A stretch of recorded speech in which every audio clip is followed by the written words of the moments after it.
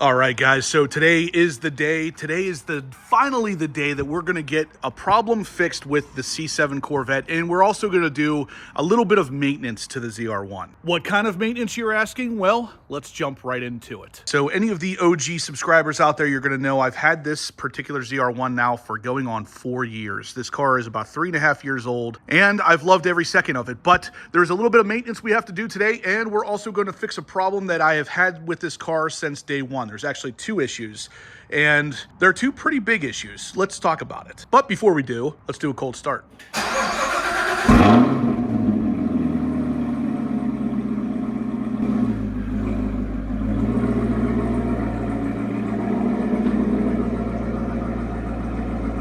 By now, I'm sure you guys are asking, well, Justin, what is this modification? What are we doing today? Well, let's talk about it, because it's kind of a 3-parter, maybe even a 4-parter, because there's a lot of stuff we're going to do in a pretty small period of time. Since day one, I've had some serious squealing out of this particular side caliper. Now, it's not a squealing that's only happening when I'm hitting the brakes. It's literally a constant squeal as the wheel rotates. So it is really annoying. And of course, it also makes it sound ridiculous at car shows. So I'm going to get in there and I'm going to lube up the brake pads on both sides as well as the rear, and we're also going to do a couple other things. So I want to clean in here as well. So if you guys are familiar with the channel, you're going to know I had a little bit of an issue with clicking coming from the front wheels when making very sharp turns at low speeds. Now, this is a common problem with the C7 Corvette. Apparently there's some bulletins out there from GM that say to take off the wheel, clean up the surface, and then lube it up with some specific lube that GM sells. Well, I did that. And not only did it not permanently fix the click, it came back about a month later, and now I'm left with a bunch of grease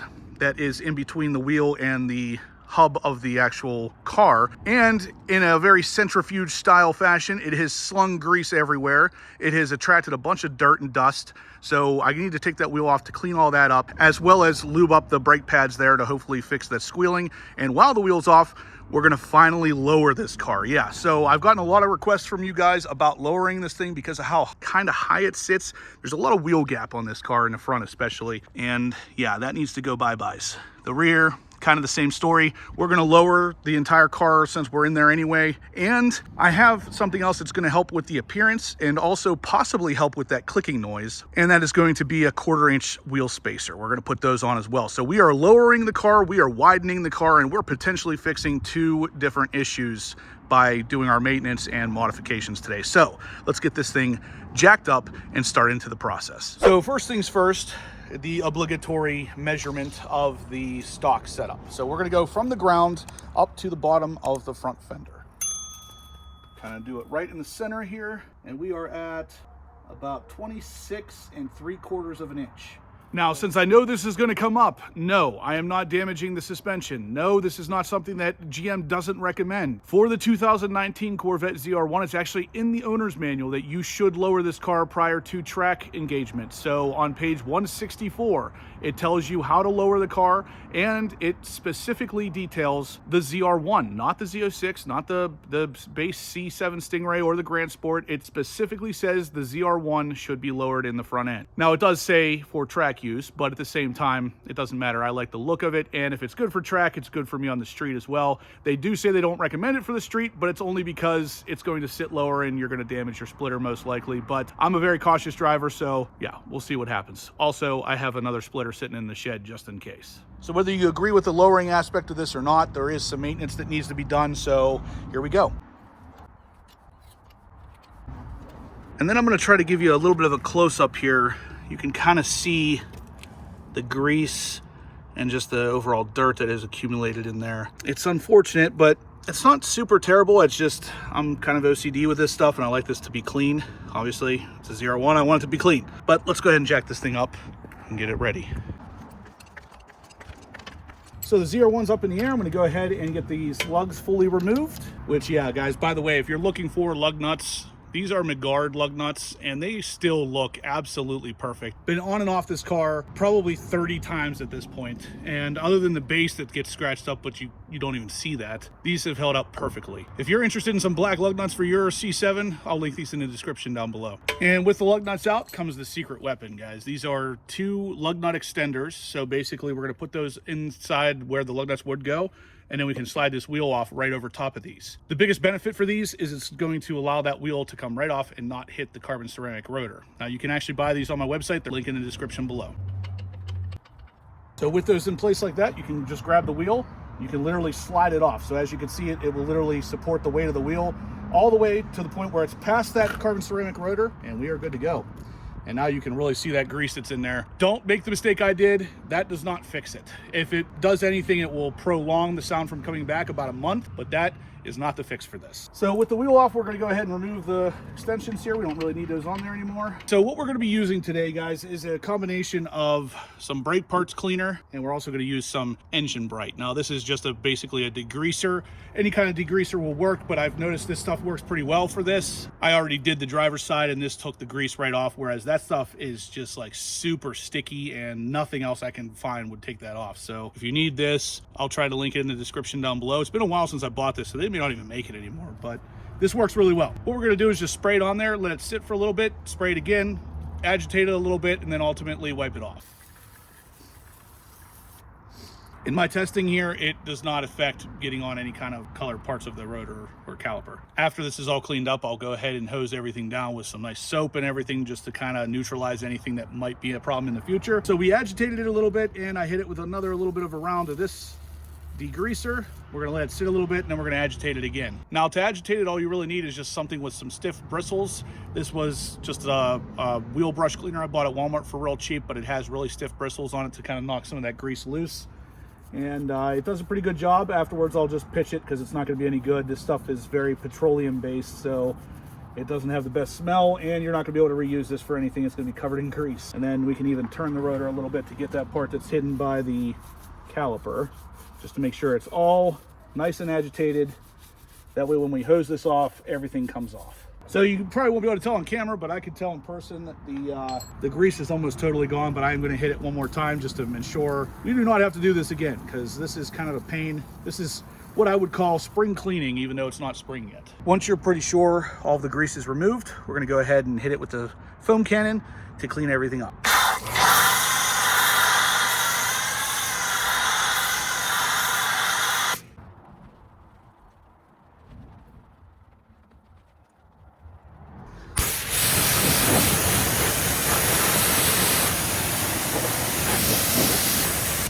So with everything cleaned up, dried up, I'm gonna go ahead and turn the wheel so the caliper is facing towards us so we can pull those pads out. It will also make lowering the car a little bit easier as well. The wheel turned, the first step to go ahead and remove the brake pads here is going to be to remove this bolt back here, which is a 1/2 inch.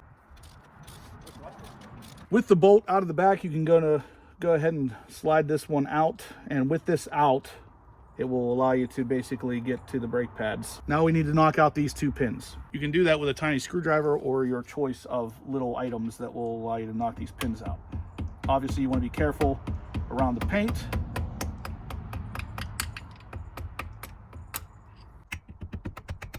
Pay attention to the way that the clip here is mounted, because you'll need to put it back in there the same exact way. Now this part kind of applies to basically any of the C7s, or probably even the C6 if it has the carbon ceramic rotors. You are gonna have a little wire down here that you're gonna wanna be mindful of. That wire tells the car whenever the pads are low, so don't break that wire. But other than that, we're ready to go ahead and remove these pads. So you're gonna wanna kind of create a little bit of room in here, slide them out, and you can tell these pads are freaking massive. I mean, that's my hand. It's basically the same size as my hand, and it weighs probably 2 or 3 pounds. These things are huge. Now, the one important part to know about these is you can see where the rings here are. Those are the pistons from the caliper that are contacting the pad right here. This is not where you put the brake anti-squeal. Where you're gonna put it on this particular one is on the sides right here. Only on the sides, and actually you can see there's a little bit left on that side right there. We're gonna just basically clean these up and apply just a hair, just a real thin layer of the grease. And in this case, this is the grease you're gonna be using. This is 3M copper anti-seize brake lube. So this is very copper looking, and it's going to withstand high heat and hopefully hold up a little longer than the stock stuff did. With everything wiped down, we can go ahead and pull this out. And as you can see, it's not gonna be the exact science here, but we're gonna put just a couple dabs on here, and then we're gonna smear this in with our fingers. Less is more. As you can see that right there, that is more than enough to get this done. So we're gonna do that on both sides and then smear it in, and then that's it. Important to note, you don't want this getting on the actual brake pad, so I'll wipe off any excess on both sides.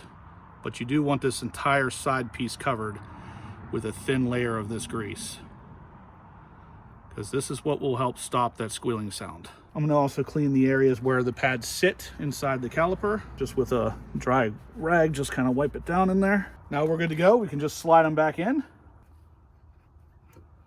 just like that.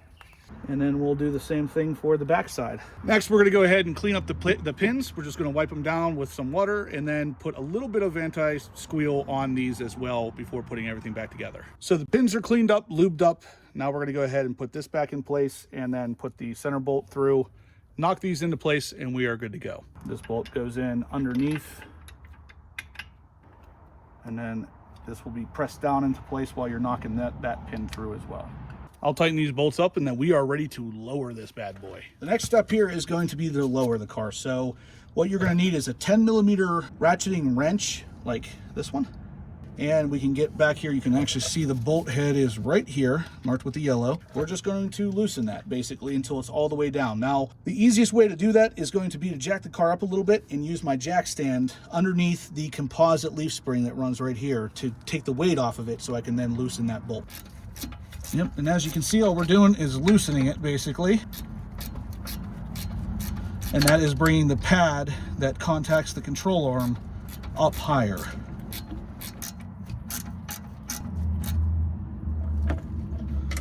Okay, that is bottomed out. Now this obviously depends on how much you want to lower it, but for me, I took it all the way down. Now we're just gonna put the wheel spacer on. Now this is a anodized black aluminum wheel spacer. I can't remember where I actually bought these. I think they were on Amazon, but I'll leave a link in the description down below once I figure it out. These are obviously cut to spare as much weight as possible. If I had to guess, these are probably 3 ounces. They are also 1/4 of an inch, so it's gonna push the wheel out just ever so slightly, but hopefully it's also gonna fix that wheel clicking issue.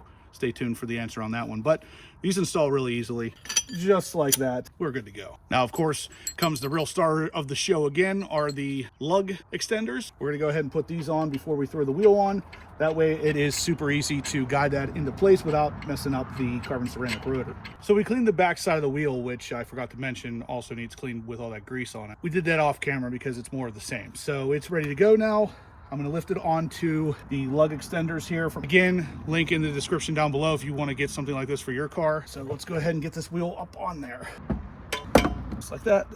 Obviously now with the wheel in place, we can remove the lug extenders and put the lug nuts back in, torque them down to 105 foot-pounds, and we are good to go. So I will do all of that off screen, and then I'll catch you guys in the back for the back wheels to get this car fully lowered. She is looking freaking fine. Man, I love that. Perfectly lowered car, just looks amazing. But check out the wheel gap here, guys. We're gonna measure this out in a second. Yeah, it looks so much better. Let's see where we're at. Okay, so we came down almost an inch. We're about a little more than 25.5 now on the passenger side. Let's see what the driver's side says. Driver's side is just about the same. It looks like almost exactly 25.5. So I'm pretty happy with that overall, guys. This thing is definitely looking better. I mean, yeah. Man, that is a sight. The next day. So we're about to start into lowering the rear end here. You can clearly see how much more wheel gap there is in the rear than in the front. It's pretty funny. But yeah, this car definitely needs to be lowered. Hopefully that will drop down at least another inch or so, because the front came down a good bit and it looks really, really freaking good.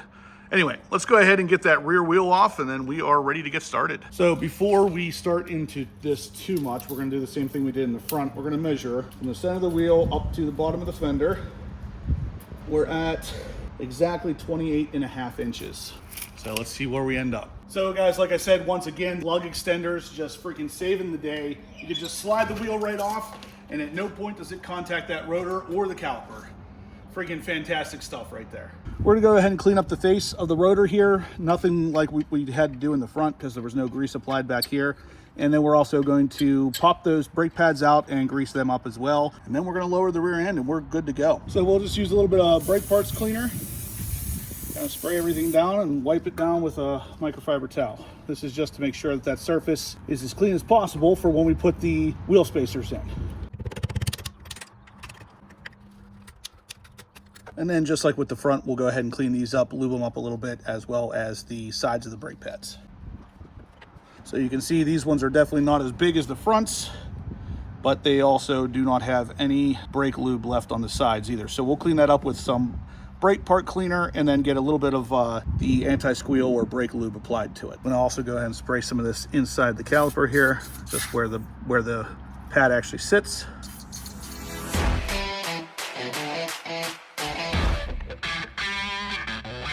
Same kind of thing, we'll just put a real thin layer of the brake lube right where these actually contact other metal parts. Everything's cleaned up, lubed up, and ready to go. So we'll go ahead and put the bracket back on here, knock those pins back in, and then we are on to lowering this thing. So for the rear lowering spring, you can see the bolt, which is right there. It's kind of hard for me to show you because it's a little tighter back here for some reason. It's right below the rear axle. You can see the axle boot right here, and then the bolt is right there. We're gonna go ahead and put some tension on that again, just like we did before. Lower the car down on top of a jack stand to take the pressure off of that leaf spring so we can easily crank that bolt out.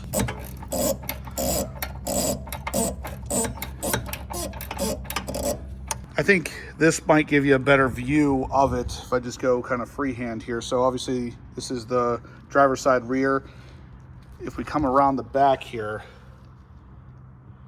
you can see it a little bit better right there. So that is the lowering bolt that we're going to be turning. It's a little easier to see from the back of the car, actually. That's the entire leaf spring there. All right, so we have the driver's side leaf spring bolt all the way out. You can see it is all the way up. Now, if you guys are doing this on your own Z06 or ZR1, you're going to want to keep in mind that the rear bolt does not come up anywhere near as far as the front one does. So yeah, you're going to want to watch for that because the front one lowered or came up a lot further than the rear one here is. I had maybe 4 or 5 full turns on the rear, whereas in the front I had probably 15 to 20. You definitely gotta love the ease of installation when it comes to a wheel spacer. I mean, it just doesn't get any easier than that. So once again, we'll go ahead and put the lug extenders on here.